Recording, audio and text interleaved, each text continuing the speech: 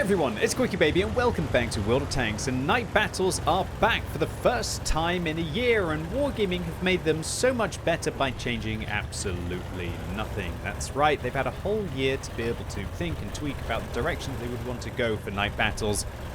Nothing has really changed. The results are still the same. Tinted optics are in effect, so view range is just reduced by 35%. There's a faded camo functionality, which means that instead of being spotted for 10 seconds base, you're spotted by 6 seconds base, although there are ways to be able to change that number still. Also, the maximum render distance on the map you can see with the yellow circle, though, although it's confusing when there are so many rings on the map, is now 465, whereas previously it's like, what, 564, pretty much. And also, Flash of the Night is still available, or Flash in the Night, I should say, where camo rating after firing is reduced to 10 times worse than what it would be, which pretty means that when you fire, you are going to get spotted. But that doesn't matter if you don't fire and you play something like the ELC even 90, right? Now, I'm staggered that here we are, a year later, and Wargaming has just done nothing to be able to twiddle with all of the different abilities, the sliders, add a little bit of view range, remove a little bit of view range, try and work on what might actually be an interesting kind of variety to have in World of Tanks. And the fact that Wargaming haven't changed anything suggests to me that either they're fairly sure that it's in a good position, which I really don't think it is, at least in my humble opinion, or that they haven't had enough resources to be able to actually think about developing it, have those kind of constructive juices, and we're not getting spotted by a Centurion at 180 meters. How wild is that? Let's... I could spit on them from here, pretty much, and they can't see my ELC just driving around in the night. Bizarre. So I digress. Back to what it was. So either Wargaming don't have the resources to be able to adjust them, or they're just like throwing this into an arcade cabinet for just a little bit of content filler when they don't actually have any real content to be able to release for the population to be able to enjoy. So all of the problems that I had with night battles last year remain to this day, and that is that while view range gets completely destroyed, and we can see that even with binoculars set up here, our view range is still pretty horrible on the minimap.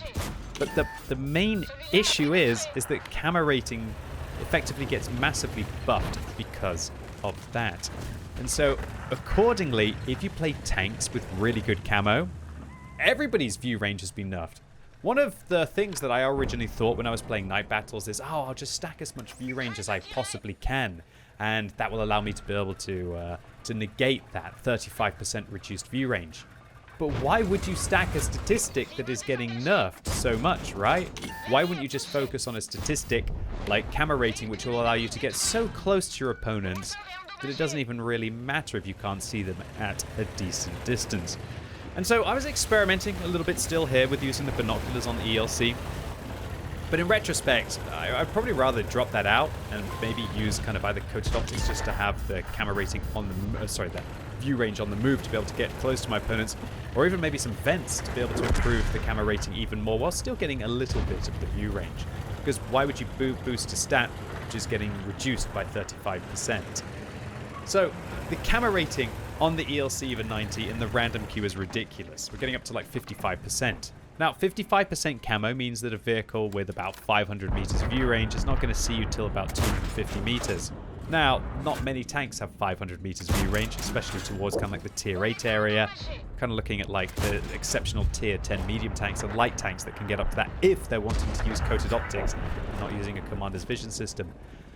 But what's crazy is that inside this game mode, everyone who had 500 meters view range will now have kind of like 350 meters view range, as your view range is getting reduced by 35%. And so if they've got 350 meters view range, they're not going to see me until about kind of like 200 meters at best.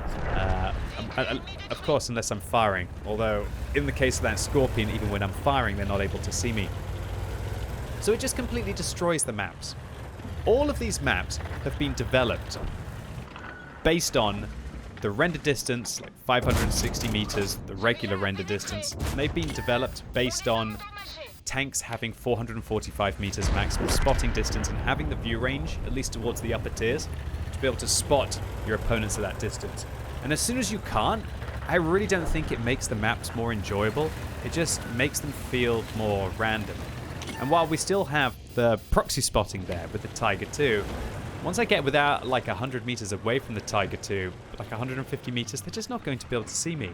And how does that make it an interesting mechanic for the late game?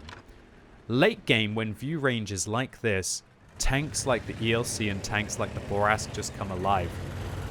While Wargaming, I guess, were maybe thinking, well, if we nerf everybody's view range, that means the heavy tanks are going to be able to race down a flank, or medium tanks are going to be able to race down a flank. And while they kind of do, it's just when they get there, they're either isolated, or alternatively, they just don't really have the vision to be able to spot out those tank destroyers, or to be able to spot out those mediums and those light tanks who will be sitting on the ridges. And my big feeling is that it just doesn't work. It doesn't work. It didn't work a year ago, and it doesn't work now. Now, let's take a moment to appreciate that, sure, the map in a way does look pretty cool. It's nicer to be playing when the sun isn't beaming through the skylight that I have above me. When I was streaming this live, which was kind of in the morning with some bright English sun, you know, on that kind of like 3 days a year that we actually managed to get a bit of sun, it was actually really hard, not so much on this map, but on some of the other maps that are a lot darker, to be able to see. And I feel like the contrast on my screen, I honestly felt like I was increasing my eye strain just by playing one of these night maps. What am I meant to do? Have like shutter blinds that I close every time that I get onto a night map inside World of Tanks? Possibly. Or maybe I just need to get younger and have younger eyes again, right? I feel for all of the eye candy that it provides, and it does look cool. It has that initial impact, but after a while, it honestly just feels pretty boring. There is a little bit of difference, you know, you're not getting into Sand River for the 3rd time today with the map looking exactly the same. But it just looks so glum, so dull. There's a lack of vibrancy, there's a lack of colors. And while you could argue, oh well, of course, tanks used to have to fight at night and all of this, from like a thematic video game and the fact that this game isn't even historical at this point, right? Does it add to the experience of World of Tanks for me? No, personally not. And so far, night maps for me are just an absolute disaster.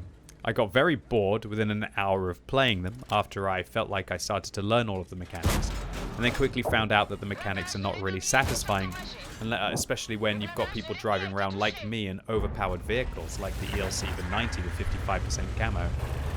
And visually, while initially impressive, just visually boring after a while. It just feels like it's the same. That vibrancy, the contrast, the hues of all of the maps seem to disappear. They just seem to blend in this beige, which I can only imagine gives less opportunity to the artists to make each of the maps feel different. And I genuinely felt myself after an hour of playing of getting more bored than I would be in the random queue, not just from the fact that there are 4 night maps that are available, but just the blandness of it. So what I'm going to show you now is one more game in the Borask. What I want to highlight in this game is how crazy the spotting mechanics can be with regards to how long you're spotted. So remember, the faded camo modifier inside Night Battles makes it so that instead of being spotted for 10 seconds, you're going to be spotted for 6. However, this is changed by a variety of factors inside the game. Firstly, is the player using designated target? If they are using designated target, that means they're going to be spotted for a base value of 1.5 or 2 seconds more, depending on how much crew skill they have. In addition to that, they could use a directive if they wanted. You can see me one using right here on your screen, which doubles the effect of designated target if designated target is trained to 100%. Accordingly, that means that I'm going to be spotting my opponents for an extra kind of like 4 or 5 seconds if I'm using vents and a premium consumable, which I am here on the Borask. So immediately, that 6-second new base from the 10-second base is actually changed to like 10 or 11 seconds because of purely designated target and the directive that I'm using. But on top of that, you'll see that for one of the very first times outside of Onslaught, I'm also using a radio piece of equipment as well. You might not have seen that very much, and that's because it's just not competitive and not many people are using it. But on this game mode, it actually does become. Inside a slot, it is going to increase the time that I'm spotting my opponents by 2 seconds, and it is going to mean that I am spotted for 2 seconds less. And so that means that if I'm playing against people who aren't using radios and don't have designated target, I'm only going to be spotted for 4 seconds, which is outrageous on a Borask, because that 4-second window can be the time it takes to turn your turret all the way around to then aim at the Borask and then hit them in between 4 seconds and 10 seconds of them then no longer being spotted. Or alternatively, just to aim your gun to a point where you'll be accurate enough. And so tanks like the Borask are just so amazingly overpowered for night battles, because they have more than enough camo to get close enough to their opponents, and their opponents can't see them for it. And it doesn't really matter that they don't have the highest view range, because when you can get within less than 200 meters of an ISU and then use some bushes to be able to double clap them as they're going around the corner, what are they going to do? And so this was the focus that I had now of, why try to boost your view range? Why not just boost the camo with the camo piece of equipment that you're seeing there, the bounty exhaust that I'm using in the tank, which amplifies this thing to having kind of like 50% camo on the move or just shy of it. So I can get close enough where view range doesn't matter, and as long as I've got enough view range from the vents and the premium consumable and all the cruise skills that I'm using, by investing into other pieces of equipment that I think are going to be more useful inside this game mode, then I'm able to just dictate the combat. And when you can do a 1-2 punch for 720, only be spotted for 4 seconds afterwards to be able to handle your opponents in that way, man, this thing's just absolutely wild inside this game. It's actually bonkers when I think about it. If anybody's played Onslaught, you'll know how crazy it is in Onslaught that you're only spotted for 3 seconds. So with the radio set, you can actually kind of get it so that you're spotted for a second if they don't have designated target or they don't have a radio set as well. And 1 second is not a lot of time for people to be able to react to shoot the light tank. And it allows them to continuously fire at tanks, kind of even though they're spotted in the area. Although they got to be a little bit careful, because people will still be able to react in that second if they've got their guns fully aimed and they are ready for the light tank to reappear again. And also they've got to remember that just because you're not spotted doesn't mean that you're not there, and good players will be able to blind fire you in that situation. But honestly, the mechanics just became very dull. And this is, for me, playing arguably the most overpowered tanks inside this game mode. I can only imagine what it would be like to be in a heavy and how frustrating it would be to literally have a tank that there was no way you were going to spot, no way you're really going to be able to get an ambush on them. You could sit in a bush, I guess, and pray that they have poor view range, but even with the bush there, your camo rating is pretty much going to be the same as the medium tank. And then for you to then light them up and then them to disappear again at a few seconds notice, this isn't World of Tanks. I don't know how I didn't get spotted by that AMX M4 there, but I'll take it. And I'm hopefully going to reload and just go after this turtle now. And this game's darn close. We're up by 1 tank now with the finish off of that AMX, but hit points are dead even. I'm just feeling so comfortable and so confident here in the Borask. And one of the interesting things as well is because the range of engagements now, they're much, much shorter, because you're only spotting your opponents at short to mid ranges. It doesn't really matter that you don't have kind of vert stabs, or you don't have an aiming device, or you don't have a rotation device. If all of the combat is close quarters and you're hardly ever sniping in those scenarios, it doesn't matter if you drop those pieces of equipment. Talking about equipment, it's definitely one of the most frustrating things if Wargaming were thinking about incorporating this into the random queue. This game mode requires a bespoke set of equipment, and I already feel that I need to invest my 2 sets of equipment for spotting maps, traditional spotting maps, without the modifiers, and for city maps. So on a Borask, I'll have 2 builds. One will be something like vents, exhaust, vision system, or possibly dropping the vents to be able to use coated optics, depending on how much you really want to focus on your view range. And the second build for me, when I 3-marked my Borask, was vents, vert stabs, and a rotation device to give myself just the best gun handling on the move and also after firing. So I have those 2 builds, but if Wargaming were to incorporate night maps, what are they going to do? Have a 3rd set of equipment that then you could be able to incorporate into the night maps? But that would give a tremendous advantage for players who maybe just disable night maps, but could still use 3 different sets of equipment on all of their tanks to further customize their builds for different maps. Because quite often I'd like to have a spotting build, a close quarters combat build, and maybe a speed build for maps where I'm getting on mines and I need to contest the hill, for example, which would be a definitive advantage and I would really enjoy it. But then again, the more that we allow people to gain advantages and customize, the bigger the disparity that we create between players. And if it's not already enough that you need to spend about 2 million credits to fully equip a vehicle with 2 sets of equipment, and that's without the bond or the bounty equipment that you'd want to be able to get on the vehicles, I can only imagine what it's going to be like when the new requirement is to have 3 sets of equipment, which might cost you like 3 million credits per tank, and that's even kind of like a sale price. And so, all in all, night battles. I feel like it adds so many issues to the game. I feel like it's dull. I feel like it breaks the very point and the very meta of World of Tanks. And while I can understand with the modifiers as to why they use them in Onslaught, for example, to give everybody laser pointer guns that don't have to aim for very long, because very competitive players that just want to be able to shoot at weak points, you know, and it doesn't matter if you play like an accurate tank or an inaccurate tank, whatever. You just want to be able to quickly engage. It's got to be skill in the clutch shooting of World of Tanks, and at that point, in my opinion, why don't you just go and play a real FPS game like Counter-Strike, where the only variety is the guns and not the kinds of tanks that we choose to use. But for this game mode, I don't like really many, if any, of the modifiers. And I think it's horrendous that Wargaming are just throwing this back into the game as if it's this kind of content that they can't really decide about what they want to do with it in this arcade format, in its unchanged form in an entire year. Now, for all of the bad that I think that Night Battles brings, it does actually highlight a couple of things that could be quite interesting for the game. Number one, reducing view range by 35% definitely makes it so there's no more of a saturation problem.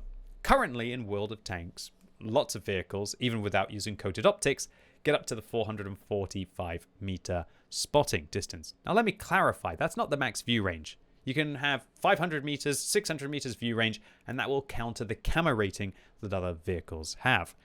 However, as soon as you start to go above like 460 meters, you'd probably be best to take a vision system instead. And if you're a heavy tank investing that much into view range, I feel like you're sacrificing other aspects of the vehicle that probably just aren't worth it. And so World of Tanks has a problem where heavy tanks, irrelevant of what equipment they choose to use, they can just get up to the same kind of view range as medium tanks and light tanks, which doesn't give enough room for vehicles to play around with. Why should it be the case that heavy tanks never have to use coated optics, and why people who use premium consumables can get away without using coated optics on all of their vehicles? I think view range, through all of the different crew skills, through kind of like your bond vents, through your field mods especially, has just got a little bit too high. And I think that maybe a 10% reduction of view range on every single vehicle in the game would mean that taking coated optics would be a decision, and a worthwhile decision, for most tanks, which would allow players who like to play at the long range to get more value in their decision making, and just create a little bit more room for people to play around on the fringes, rather than just having these cookie cutter tanks that just go get into a powerful position, hold down, spot everything without taking a spotting build, and prevent the flow of play.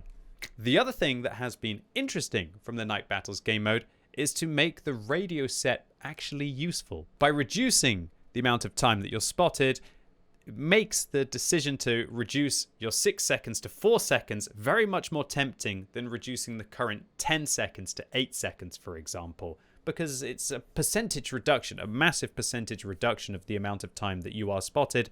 And just like with the Borask, for example, one of the reasons why this vehicle is so crazy is because it has 2 seconds to be able to deliver its shells, because that is kind of the reaction time for players. And as soon as you can get like a 6-second spotting time down to a 4-second, that's starting to skirt within the reaction time of vehicles from being able to turn and engage you, even if you're sitting out in the open. Way more than, for example, reducing 10 to 8. But apart from those two aspects, I can really see no good in the darkness of the night. Sure, some of the maps do look cool, but after playing on them for like 5-10 battles, you don't really notice it. And in fact, you actually just notice how much harder it is to physically see all of the vehicles with the reduced contrast. And honestly, the environment looks less exciting and less vibrant after that novelty of just playing on a night map immediately falls off. Add to this the lack of changes in the rules and the lack of new maps that Wargaming have added in, and it just screams to me in an entire year that they're not sure that they actually want to bother with this, and so therefore they're not investing resources in, or they've reached a creative stalemate with what they actually want to do with it. And well, I'd be really interested to see what you all have to say in the comments down below. For me, I'm rapidly losing faith in this ever seeing the light of day inside the game. And if it does, it actually being enjoyable, at least past the point of novelty. Anyway, ladies and gents, boys and girls, that was it for today. Really hope you enjoyed this video. If you did, give it a thumbs up. If you hated it, give it a thumbs down.